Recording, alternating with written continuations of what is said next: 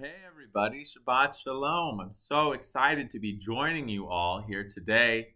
I hope that you are having a wonderful week wherever you are. I'm here in San Antonio, Texas, and I just read a book that I like so much because the book talks about one of my favorite things, which is Shabbat.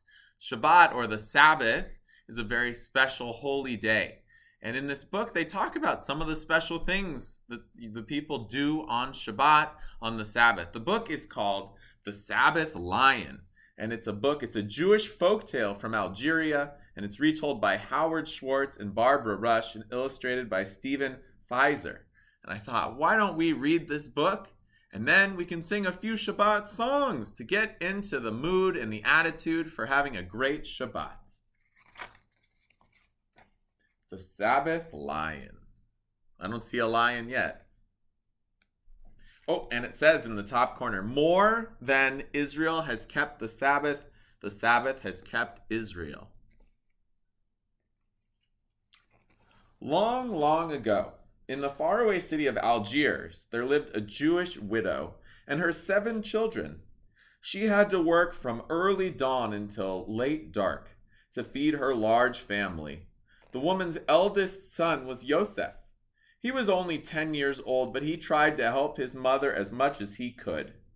Every day except for Saturday, Yosef would go to the marketplace and sweep the stalls for the shopkeepers and keep their baskets full of fresh fruits and vegetables. Because he was such a good helper, the shopkeepers gave him a small bag of rice, some oranges, and every now and then nuts and dates to take home to his family. Look at how helpful he is. He's carrying a basket.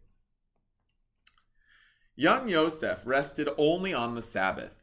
How he loved and honored that holy day. On Friday evenings, his mother would light the Shabbat candles and say a blessing. Then Yosef, holding his glass high, said the blessing over the wine, and raising the challah, the special braided loaf that his mother had baked on Friday mornings, he would say the blessing over the Shabbat bread. After that, Yosef and all the children would turn to the door and sing a song welcoming the Shabbat queen. Come, O Sabbath queen, and bring peace and blessings on thy wing. Then they had their finest meal of the week with candles glowing brightly around them. On Saturday mornings, Yosef and his brothers would walk to the synagogue to pray. Yosef did not travel or do any work on the Sabbath because it's forbidden, and he knew that a peaceful Sabbath gave him the strength to work hard the rest of the week. Look, they're having the Shabbat meal together. One day, Yosef was working in the market and he saw a stranger speaking to one of the shopkeepers. He heard a man ask where a certain family could be found. Yosef ran over. "That's my family," he cried. "Let me lead you to our house." And when they got there, the stranger handed Yosef's mother a letter. Then he bowed and he left. Yosef's mother read the letter and turned pale. "What's the matter, mother?" said the children. Their mother answered, "Strange news has come our way. It seems your father had an uncle living in the city of Cairo, in the land of Egypt.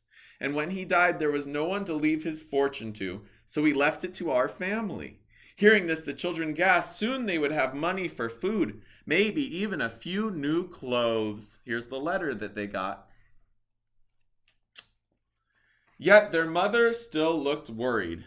The money would be a great blessing, but I would have to travel all the way to Egypt to get it, and I can't go with all 7 of you young children on such a long journey. "Please, mother," said Yosef, "let me go to Cairo and get it." "No, Yosef, you are too young. The sun is too hot. Wild animals are in the desert. No, no, no. It would not be safe for you to cross the desert by yourself." "Please, mother," begged Yosef, "have faith in God. Has God not sent us a great blessing? We must not ignore it." When Yosef's mother saw how strong her son's faith was, she finally agreed to let him go. But it's very expensive to travel across the desert, for he must be in a caravan. Yosef's mother emptied all the hidden boxes where she'd been saving money for Passover and found just enough money for the journey. Then she rushed out of the house to pay the leader of the caravan for Yosef's trip. Here they are talking to the mother. Look at how sad she looks.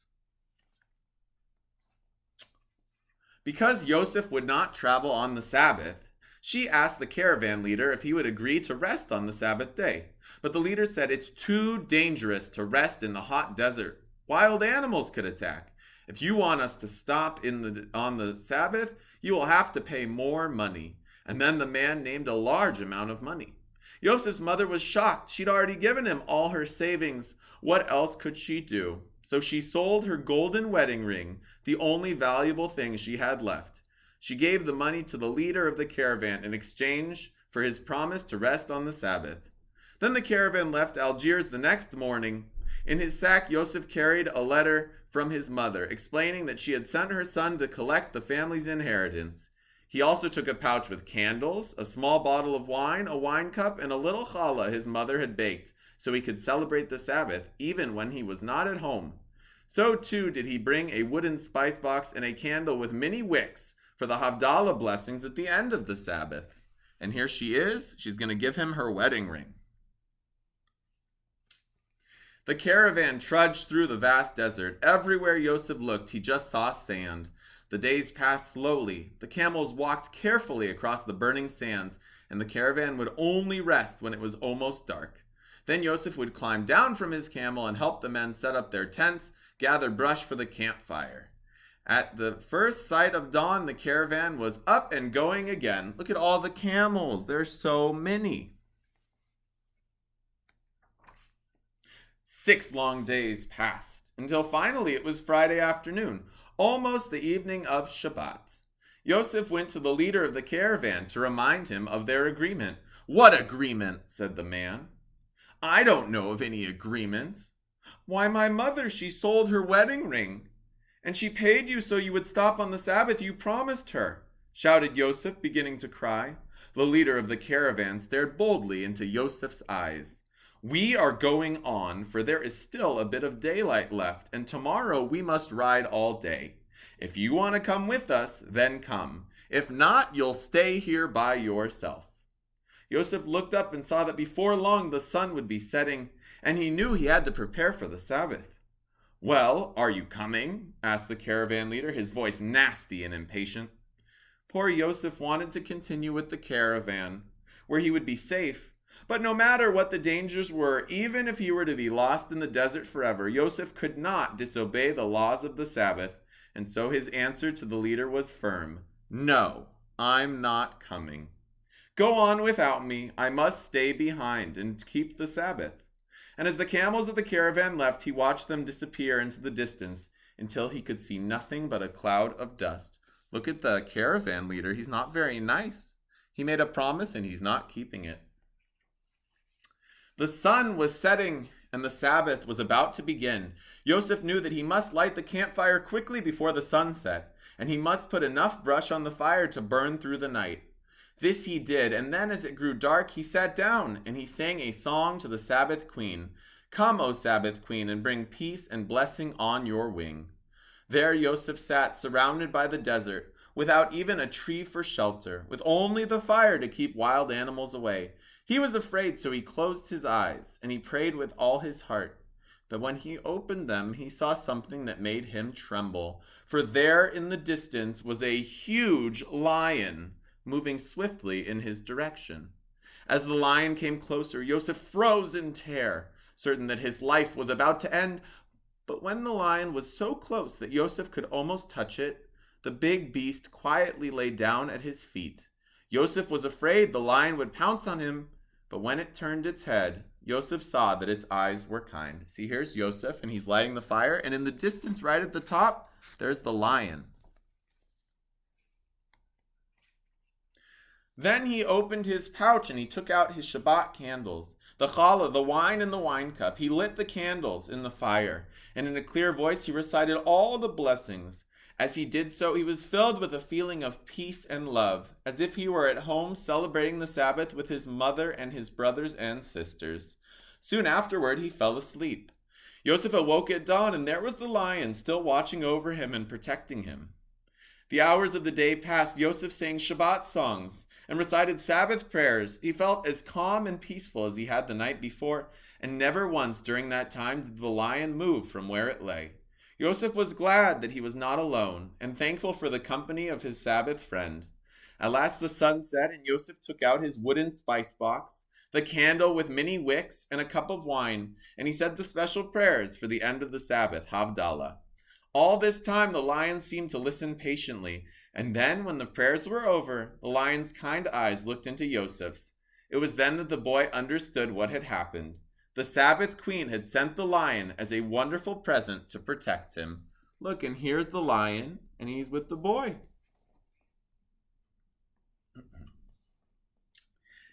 He stroked the lion's mane. He put his arms around the lion's neck. The lion brushed its tail against his back, which was the lion's way of telling Yosef it wanted him to ride. And no sooner did Yosef do so than the lion raced off across the desert with boy clinging to its mane, while the moon and the stars lit the way. Soon they arrived at an oasis where there were lush fig trees and a clear freshwater pool. After a long cool drink and a meal of figs, Yosef felt much better. He said a prayer of thanks, and then he and the lion set off again. Look at the lion roar! Early Sunday morning, Yosef saw a cloud of dust in the distance. It was the caravan. The lion had caught up with only one night. Now, when the travelers saw a great lion with someone riding on it, they were scared. They quickly threw themselves down before Yosef, afraid the lion would eat them all. The caravan leader watched in fear as the lion brought Yosef directly to him. In a shaky voice, he welcomed Yosef back and asked him to be their new leader. He also gave back every penny Yosef's mother had paid him, and never again did he break a promise as long as he lived. Look at how sorry they are. They're very scared of the lion. So it was that Yosef and the Sabbath Lion led the caravan all the rest of the way to Cairo. There they rode through the narrow streets where people screamed and scattered this way and that, running from the huge beast coming toward them. Soon the lion with the boy still on its back arrived at the office where Yosef was to collect the money. From their hiding places, everyone watched in amazement as the lion stood guard and Yosef went inside. A short time later, he came out clutching 2 bags of silver coins, jumped on the lion's back, and rode away. Yosef and the lion sped through the desert once more. And before long, Yosef saw the walled city of Algiers, where his mother and brothers and sister all waited him. Suddenly, the lion stopped. Yosef knew the lion had completed its task. The time had come to bid his friend goodbye. He petted the lion and hugged it hard. The lion nodded as it rubbed against Yosef. Then it ran off into the desert and disappeared. With one last look behind him, Yosef passed through the gates of the city and hurried down the streets of Algiers to his home. When Yosef's family saw that he was home unharmed, they said prayers of thanks. And now that he had completed his task, the family could buy food and clothing, and yes, even a silver spice box for the closing of the Sabbath. And every Sabbath after that, the children begged Yosef to tell his story, and he gladly did. For never did a Sabbath pass that he did not remember the Sabbath queen and the wonderful lion she sent to him. And look, they're hanging out inside of their courtyard. They're so excited he's back home. The end. What a great story this is, the Sabbath Lion. And what we learn from the story is that Yosef had a lot of faith, and he was very brave, and he didn't get upset, and he tried his best, and he was rewarded for that, and all of the family was rewarded for him doing such a good job. We're so proud of him. And it also teaches us how special Shabbat is. Look at all the special things they use. They use a special candle to end Shabbat. We use a special wine or grape juice when we start Shabbat and we end Shabbat. We use 2 candlesticks when we start Shabbat. We eat special bread, challah. We smell special spices when we end Shabbat. There's so many special things about Shabbat and so many different things we can love about it. And I thought, not only should we read a story, but maybe we could sing a few Shabbat songs. So I brought my guitar with me, and I thought, how about we sing a few Shabbat songs together? So the first Shabbat song that I want to sing is about doing different nice things and saying Shabbat Shalom. So it talks about shaking a hand, shaking the hand of the person next to you and saying Shabbat Shalom, or hugging a friend, or jumping with a friend. So we're going to try that out. Here we go. Shake another hand, shake a hand next to you. Shake another hand, Shabbat Shalom. Shake another hand, shake a hand next to you. Shake another hand and say Shabbat Shalom. La la la la la la la la la la la la la la la la la la.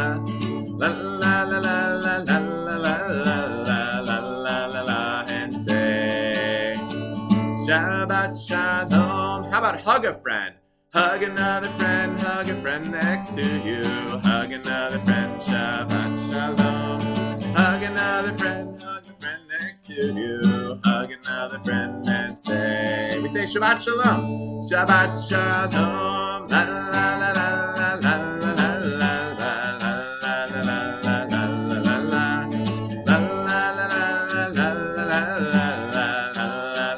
We'll say Shabbat Shalom. Shabbat Shalom. How about we jump with a friend? Jump with a friend next to you. Jump with a friend, Shabbat Shalom. Jump with a friend next to you. Jump with a friend and say, we'll say Shabbat Shalom. Shabbat Shalom. La la la la la la la la la la la.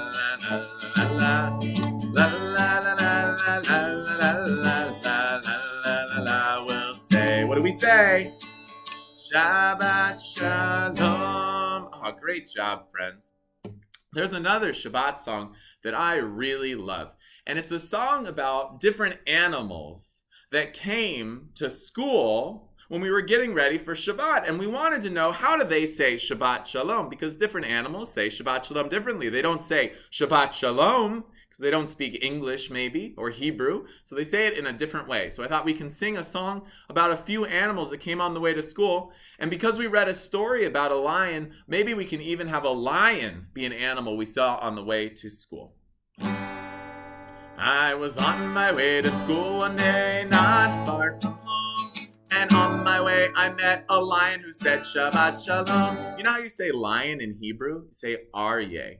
And what is an aryeh? What does a lion say? Probably, if it wanted to say Shabbat Shalom, I think it says roar. So let's say roar. We say, roar, roar, roar.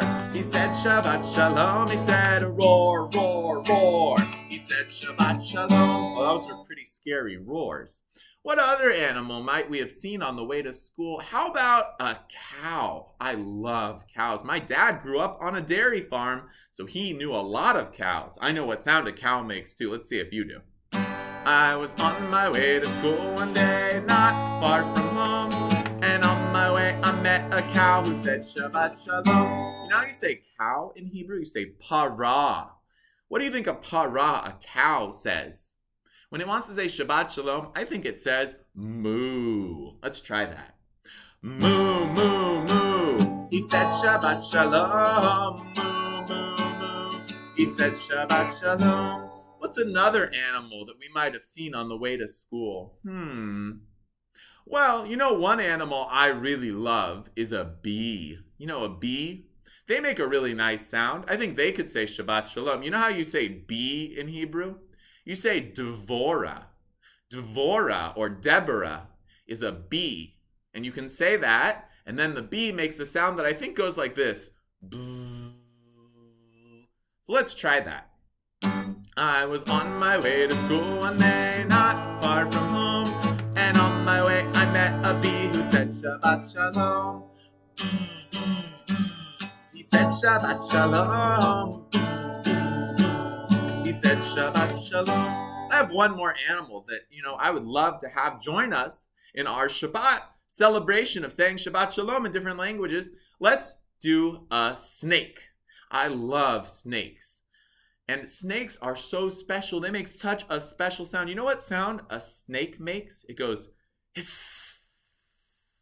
So let's try that. And by the way, how do you say snake in Hebrew? It even sounds like the sound it makes. You say nachash, which sounds like s.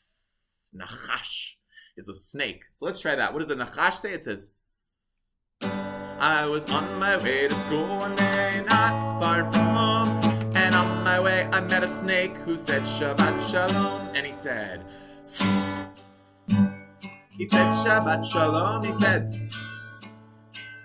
He said Shabbat Shalom. All right. That's a lot of great animals to join us for Shabbat.